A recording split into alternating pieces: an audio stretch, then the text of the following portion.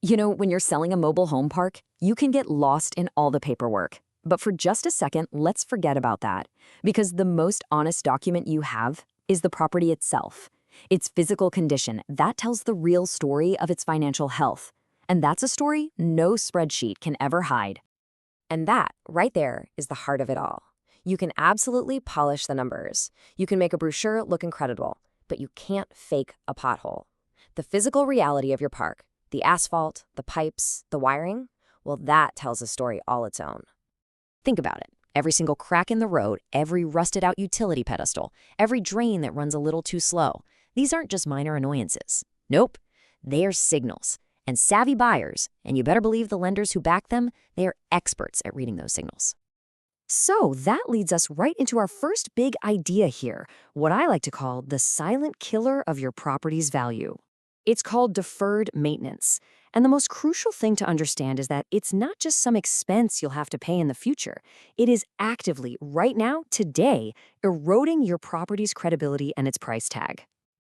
I love this metaphor because it's just so perfect, isn't it? Neglecting a small crack today doesn't just mean you'll have to fix a small crack tomorrow. Oh no.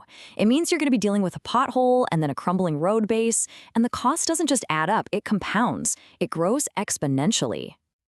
All right, so let's flip the script for a second. Let's get inside the buyer's head. Because to protect your investment, you have to understand their playbook. You need to know the secret calculations they're making the very second they step foot on your property. You see, an experienced investor, they immediately zero in on these four critical systems. When they see roads with constant patching, they're not just seeing patches, they're thinking underlying water issues. For water, old galvanized pipes just scream leaks waiting to happen. Old sewer lines, that means root intrusion. And low amp electric pedestals, well, that can be an absolute deal killer for lenders. And this is the real million-dollar question, right? It's not just a visual inspection, it's a financial one.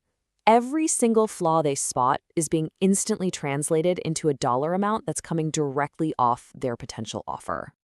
Okay, let's break down that mental math because this is where it gets real. A buyer isn't just seeing a pothole, they're seeing a $50 deduction. They see old pipes and boom, they are automatically subtracting thousands per lot from their valuation. That rooted sewer line, that's not just a maintenance issue to them, that is leverage. That's ammunition they will use to renegotiate the price later on. Let's put some real numbers on this to see how painful it can get. If we take those per lot budget numbers from the last slide and we apply them to a pretty standard 100-lot park that has issues across all four systems, you could be looking at a total price deduction of nearly $500,000. That is a staggering amount of equity just vanishing because of neglect. And this slide just brilliantly captures that communication gap. A seller might try to downplay an issue, right? Oh, the roads, they just need a little patchwork. But a professional buyer hears something completely different. They hear, this asset is in a state of managed decline, and I need to price that risk directly into my offer. Okay, so that's the problem. It sounds pretty grim, I know, but here's the good news. It's not hopeless. Now let's talk about the solution. This is all about the seller's counter strategy, a clear, actionable plan to get ahead of these issues and protect your hard-earned equity. Here's the first thing you absolutely have to understand. These problems go way beyond simple repair costs. An appraiser flagging significant infrastructure risk can completely derail a buyer's ability to get a loan. And if they can't get a loan, well, your deal is dead in the water. And here's how it all falls apart, step by step. It's like a domino effect. First, the appraiser's report flags the bad roads. The bank, now they're getting nervous, so they demand the buyer set aside a huge sum of money in escrow for repairs. This reduces the actual loan amount the buyer can get, which means they can no longer afford the price you agreed on. And that's when they come back to you, demanding a major price cut. So how do you win this game? You have to be proactive. You have to get out ahead of it. This is your pre-listing checklist. Walk the property and document everything with video. Get actual bids, 2 of them, for major repairs so you can control the cost narrative. Fix the small, visible things. You'd be amazed what a clean patch job or a fresh seal coat can do for that crucial first impression. And that really is the bottom line. It's that simple. Spending a little bit of money up front on inspections, on documentation, and on minor fixes, that's not an expense. It is an investment. In fact, it's probably the highest return investment you can possibly make in protecting the final sale price of your asset. All right, so as we start to land the plane here, let's circle back to that central theme. The cost of all this deferred maintenance, it's unavoidable. The bill is coming due. The only question is who is going to write the check and when. You see, when a buyer drives through your park, the property itself is talking to them. Smooth roads say, I'm organized. Neatly labeled utility pedestals say, I keep good records. Proper drainage says, I manage my systems. This is the visual language of trust, and it speaks volumes before you ever say a single word. Let's reframe this one last time. If you remember one thing, let it be this.